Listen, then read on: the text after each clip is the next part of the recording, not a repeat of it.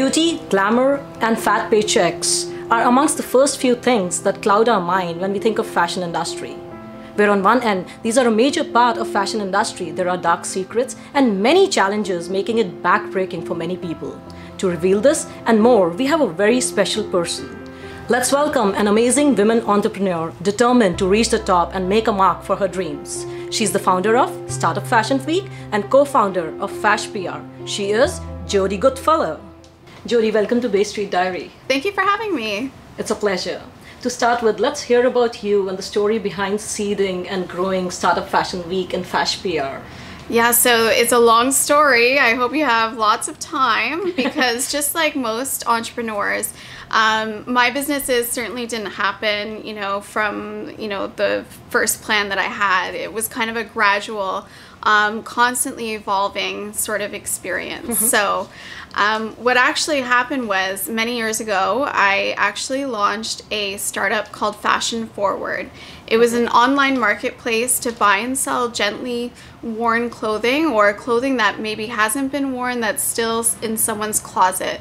And so I launched that here in Canada with great success, but unfortunately I couldn't get investors on board. And so I realized that there was a lot of similar struggles that were happening to a lot of entrepreneurs here in Toronto that had launched interesting fashion or fashion tech startups.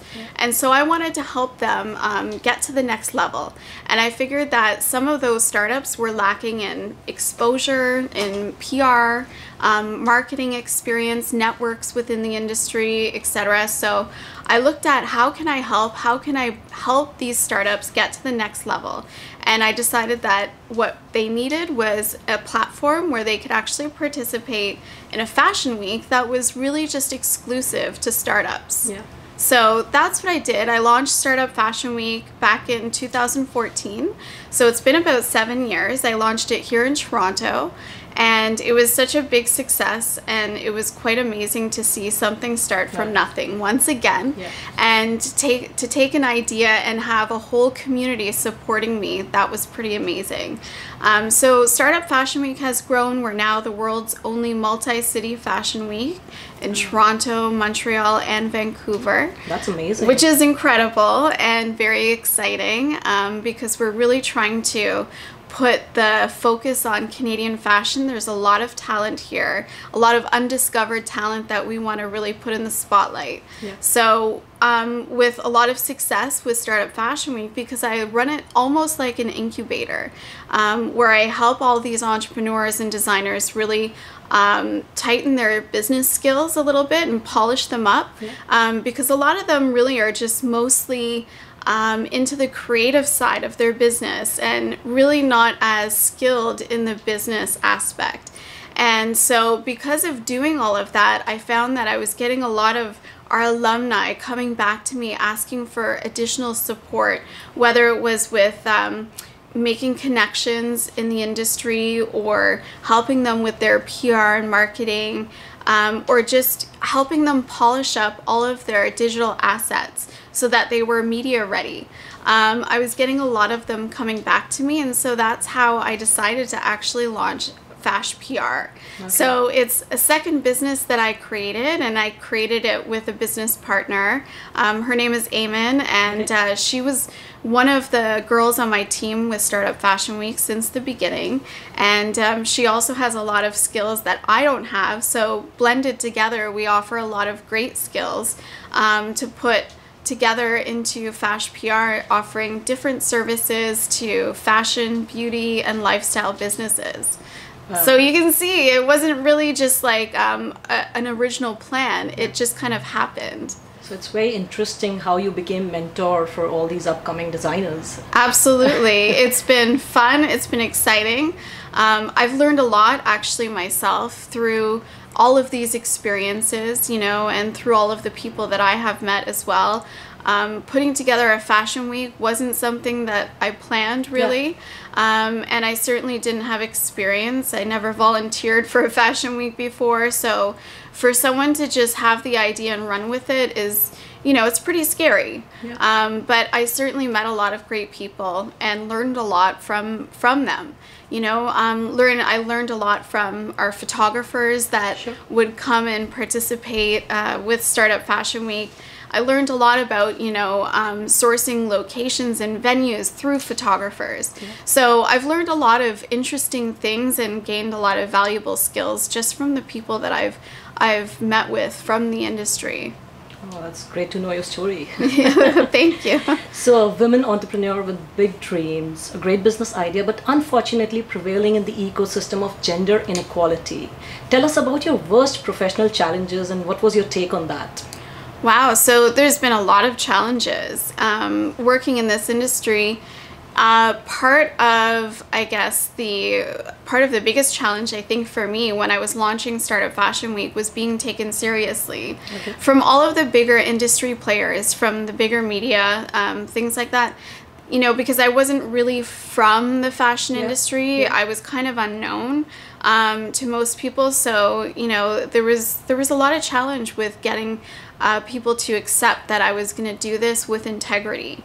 And, my policy is that, or I guess my mantra, not really a policy, but my mantra is that I think in business, the most important thing is to build authentic relationships and to do business in an authentic way. And I think that's how I was able to build a lot of great connections within the industry and build trust with them as well. Yeah. But yeah, I mean, certainly it's very difficult, and there's a lot of differences within the industry. It's sometimes not an easy industry to be in.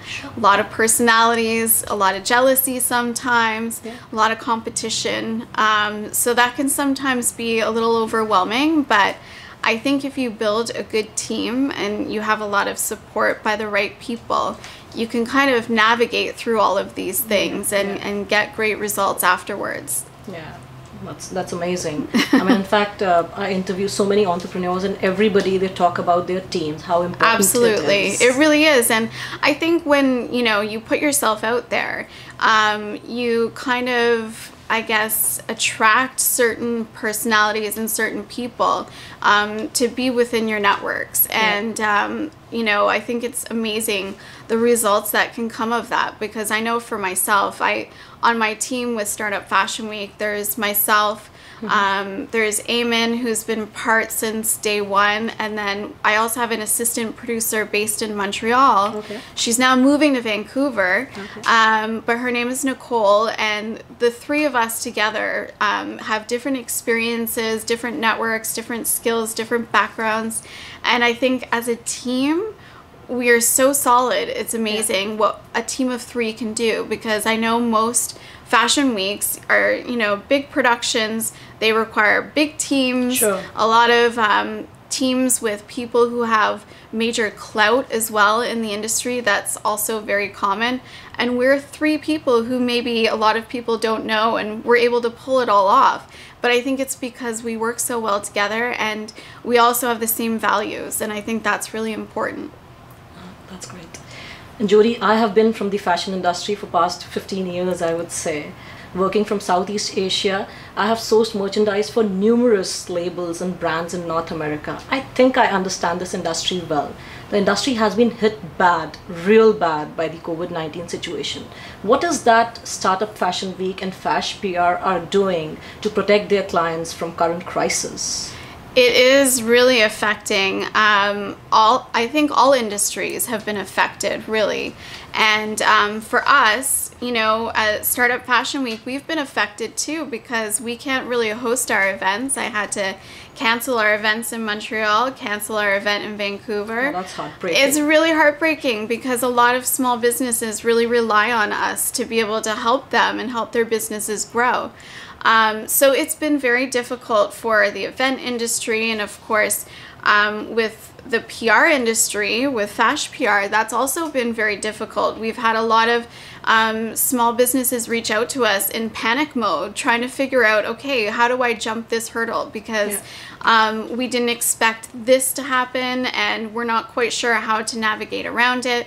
So we've been having a lot of conversations with entrepreneurs on how to sort of maybe pivot their business slightly and how to rethink their marketing strategies as well, which has been really beneficial, I think, for them. And I think sometimes a lot of entrepreneurs, they need to get opinions from someone outside of their business, because when you're so focused on something, it's hard for you to sometimes see outside that focus, what you normally would typically think would be a good solution. So getting advice from someone else, I think, is very helpful. We also launched something called Project Gratitude, which was really exciting. So we did this in partnership with both of these businesses, Startup Fashion Week and Fash PR.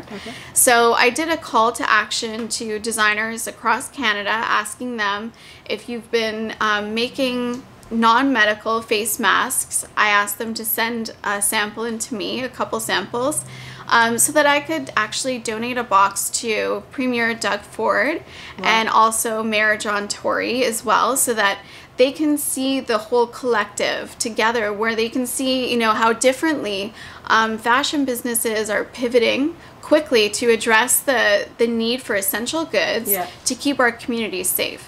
I think it's really, initiative. It is, and it worked out really well. It's been very exciting, and for me, it was exciting because I got to see all the different masks that designers were making, and just even seeing the difference in packaging, the difference in design. It was really cool. It just shows how much talent we have in this country, and we had designers that participated from the East Coast, from the West Coast. We had designers participating from Montreal, and these were all out of interest because we're all in this together. Even though I was delivering them just to the Ontario Premier and Toronto's Mayor, it doesn't mean that it excludes the rest of them.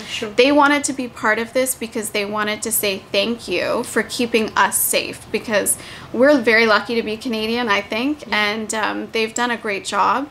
So it was really exciting, and I can say that one great thing that happened as a result was Premier Doug Ford actually called me the day I dropped them off to his office, and he was very excited and really touched that designers would actually come together like this, and he was really amazed by all of the incredible creativity as well, and he was just so extremely thankful that we did something like this. And he sent me a photo actually of him wearing one of the masks on Canada Day to show support to the fashion industry and also to small businesses, which I think is great. And that's what we want, because obviously we know that the fashion industry has, like you said, had to take a lot of twists and turns. So one of the ways in which they've pivoted, some of the bigger brands, they turned their manufacturers into, instead of producing their own, line and collection, they stopped that. And some of them were starting to produce like hospital garments and things like that.